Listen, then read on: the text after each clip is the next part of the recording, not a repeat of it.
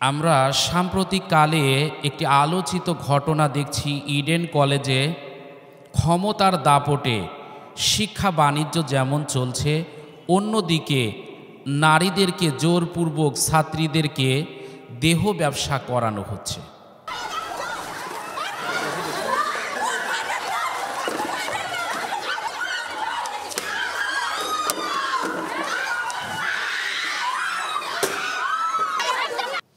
জাতির জন্য কতটা লজ্জা হলে এমন ঘটনা মিডিয়াগুলোতে আসতে পারে।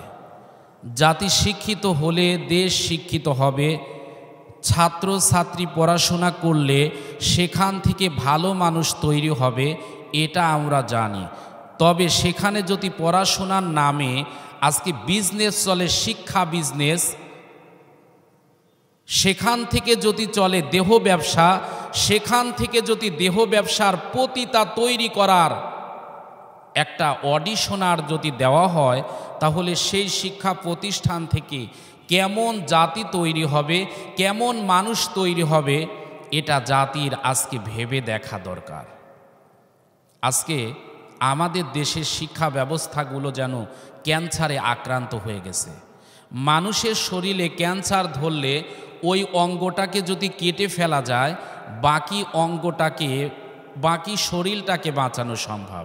কিন্তু যদি ক্যান্সারযুক্ত অঙ্গটা রেখে দেওয়া যায়, একসময় গোটা দেহটা ক্যান্সারে আক্রান্ত হয়ে যায়।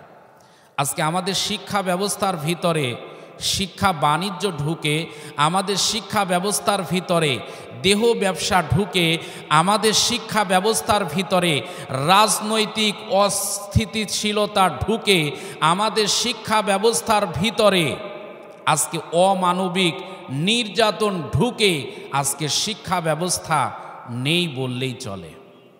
আজকে আমরা এক সময় দেখতাম স্কুল, কলেজ, ইউনিভার্সিটি, মাদ্রাসার গেটে বড় করে লেখা থাকে, শিক্ষার জন্য এসো, সেবার জন্য বাহির হয়ে যাও।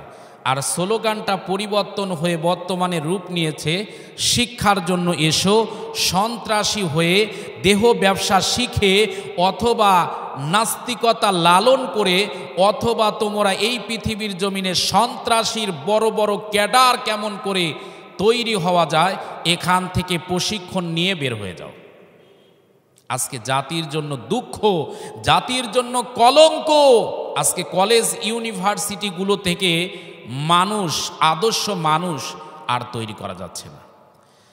এ মুসলমানের সন্তানেরা, এই পৃথিবীর জমিনে যদি কোরআন এবং হাদিস দ্বারা যদি শিক্ষা ব্যবস্থা থাকতো, তাহলে এই পৃথিবীর জমিনের অবস্থা কিন্তু এমন হতো না। এই পৃথিবীর জমিনে আল্লাহ পাকের নবী এমন একটা শিক্ষা ব্যবস্থা প্রণয়ন করেছিলেন, যার কারণে হাজার হাজার সাহাবী, হাজার হাজার তাবেঈ, হাজার হাজার এই পৃথিবীর জমিনে নবীর উম্মতেরা এমন চরিত্রের অধিকারী হয়েছে, যা গোটা পৃথিবীর জমিনে এমন আদর্শবান মানুষ আর খুঁজে পাওয়া যায় না।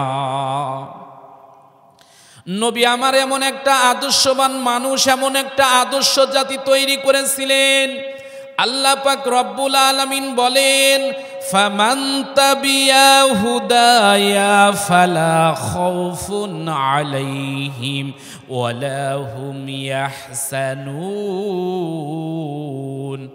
আল্লাহ রব্বুল আলামিন বলেন, তোমরা যদি আমার কোরআন, আমার হেদায়াত যদি গ্রহণ করো, আর আমার হেদায়াত অনুযায়ী যদি জীবন ব্যবস্থা পরিচালনা করো, তাহলে তোমাদের জন্য কোনো চিন্তা নাই, পেরেশান নাই, টেনশন নাই।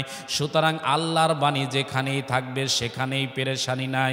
আর মালিকের বিধান যেখানে লঙ্ঘন হবে, ওই জায়গায় কিন্তু অশান্তির আগুন দাউ দাউ করে জ্বলবে। আল্লাহ পাক রব্বুল আলামিন অপর জায়গায় বলেন, ওয়ালা তাহিনু ওয়ালা তাহসানু ওয়া আনতুমুল আ'লাউনা ইন কুনতুম মুমিনিন। আল্লাহ রব্বুল আলামিন বলেন, তোমরা চিন্তা করো না, হতাশাগ্রস্ত হও না, ভেঙে পড়ো না। তোমরাই যদি মুমিন হও, আমি আল্লাহ রব্বুল আলামিন অবশ্যই তোমাদের বিজয় দান করে দিব। এ মুসলমানের সন্তানেরা, নবী আমার যখন এই পৃথিবীর জমিনের অশান্তিকে দূর করার জন্য নবী আমার যখন হিলফুল ফুজুল নামক একটা সংগঠন তৈরি করে এই পৃথিবীর জমিনের মানুষদেরকে অশান্তর আগুন থেকে যখন নিভাতে চায়, শান্তিতে আনতে চায়, নবী আমার যতই চিন্তা করে, যতই ফিকির করে, যত সাধনা করে, অত্যাচার মক্কার জমিনে কমে না, বরং দিন দিন বাড়তেই থাকে। অবশেষে নবী আমার হেরা পর্বতের গুহায় গিয়ে তিনি আল্লাহর দিকে মোতাওয়াজ্জু হলেন। আল্লাহর কাছে ডাক দিয়ে বলে, মালিক, আমার চিন্তা ফিকির গবেষণা দিয়ে মক্কার জমিনের অবস্থা ভালো করা যাবে না। ও আল্লাহ, আপনি আসমান থেকে কোনো একটা প্রেসক্রিপশনের ব্যবস্থা করেন, যার কারণে এই জাতি ভালো হয়ে যাবে।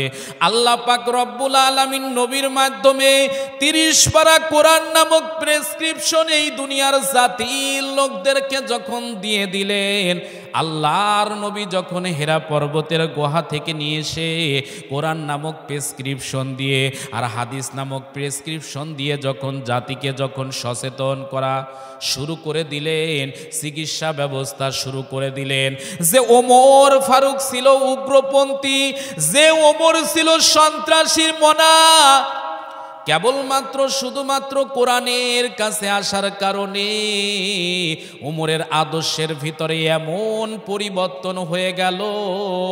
ওমরের আদর্শের ভিতরে আজকে এত পরিবর্তন, আজকে ওমরের আদর্শের কারণে গোটা পৃথিবীর জমিন আলোকিত। নবী আমার ওমর সম্পর্কে মাঝে মাঝেই বলতেন, ইন্নাশ শাইতানা খফুল উমারা। নবী আমার ওমরকে ডাক দিয়ে বলতেন, ওমর রে, আমি নবী যে রাস্তা দিয়ে যাই, ওই রাস্তা দিয়ে কিছুক্ষণ পরই শয়তান হেঁটে যেতে পারে, কিন্তু ওমর, তোমার ভিতরে আমার আল্লাহ পাক কেমন একটা বৈশিষ্ট্য দান করেছেন রে ওমর, তুমি যে রাস্তা দিয়ে যাও ওই রাস্তা দিয়ে শয়তান 40 দিন পর্যন্ত যাওয়ার সাহস পায় না। ওমর, তোমার ভিতরে আল্লাহ পাক এমন একটা আদর্শ দিয়েছেন, যার কারণে তোমার সম্মান মর্যাদা আল্লাহর কাছে হাজার হাজার গুণ বেড়ে গেছে। তাহলে একজন সন্ত্রাসী মনা মানুষকে, একজন উগ্রপন্থী মানুষকে কোরআনের ছায়াতলে আসার কারণে এত আদর্শ মানুষ যদি হতে পারে, কোরআনের কারণে আসার কারণে ওমরের মতো মানুষ তৈরি হয়, আবু বক্করের মতো মানুষ তৈরি হয়, উসমান জিন নুরাইনের মতো মানুষ তৈরি হয়, হজরতে আলী রাদিয়াল্লাহু তাআলা আনহুর মতো আদর্শবান মানুষ যদি তৈরি হতে পারে, তাহলে বোঝা যায় কোরআনের কাছে আসলেই মানুষ তৈরি হয়, আর কোরআন থেকে বের হয়ে গেলে ওই জাতি ধ্বংস হয়ে যায়। আজকে আমার দেশের কলেজ ইউনিভার্সিটিগুলোর ভিতরে যদি 14টা সাবজেক্ট নয়, 20টা সাবজেক্ট নয়, আজকে কোরআন এবং হাদিস পড়ানো যদি বাধ্যতামূলক করা যেত, আজকে আমার দেশের শিক্ষা প্রতিষ্ঠান থেকে দেহ ব্যবসার প্রতিযোগিতা হতো না, আমার দেশের কলেজ ইউনিভার্সিটি থেকে সন্ত্রাসী মনা মানুষ তৈরি হতো না, আমার দেশের কলেজগুলো থেকে অন্তত পক্ষে নাস্তিক তৈরি হতো না। আজকে জাতির দুর্ভাগ্য কপাল, আজকে যতটুকু যেখানে কোরআন হাদিসের শিক্ষা ব্যবস্থা আছে, আজকে এগুলো মাইনাস করার জন্য অনেক নাস্তিক রাম বাম প্রতিযোগিতা শুরু করে দিয়েছে। আজকে অগ্র ভবিষ্যতের প্রজন্ম কি পাবে, আমরা জাতিকে কি দিতে পারবো, এটাই টেনশনের বিষয় হয়ে গেছে। আজকে জাতি একেবারে শেষ প্রান্তে যেন চলে আসছে। কোরআন শেখাও ছেলে মেয়েকে ও হে মুসলমান, জান কবজের সময় তোমার হইবে রে আসান। কোরআন শেখাও ছেলে মেয়েকে ও হে মুসলমান, জান কবজের সময় তোমার হইবে রে আসান। একটি ছেলে আলেম হলে পড়বে কোরআন মৃত্যুকালে, ভেগে যাবে মদুদ শয়তান, ভেগে যাবে মদুদ শয়তান, রাখিবে ঈমান, জান কবজের সময় তোমার হইবে রে আসান।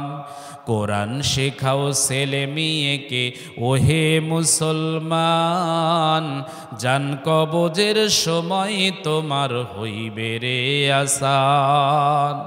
আজকে আমাদের শিক্ষা ব্যবস্থাকে বাঁচাতে হলে অবশ্যই তাকওয়া ভিত্তিক শিক্ষা ব্যবস্থা এই মুহূর্তে বাধ্যতামূলক করতে হবে। যদি করা যায় তাহলে এ জাতি বাঁচবে, না হইলে ক্যান্সারে আক্রান্ত মানুষ যেমন বাঁচে না, এ জাতির ভিতরে ক্যান্সার নামক রোগ শিক্ষা ব্যবস্থায় ঢুকে গেছে, এ জাতিও আর বাঁচানো সম্ভব হবে না। আল্লাহ পাক সবাইকে দুনিয়া এবং আখিরাতের সকল সহিবুজ দান করুন, সবাইকে আল্লাহ পাক ভালো রাখুন। ওয়া আখিরি দাওয়ানা আনিল হামদুলিল্লাহি রাব্বিল আলামিন। আসসালামু আলাইকুম ওয়া রাহমাতুল্লাহ।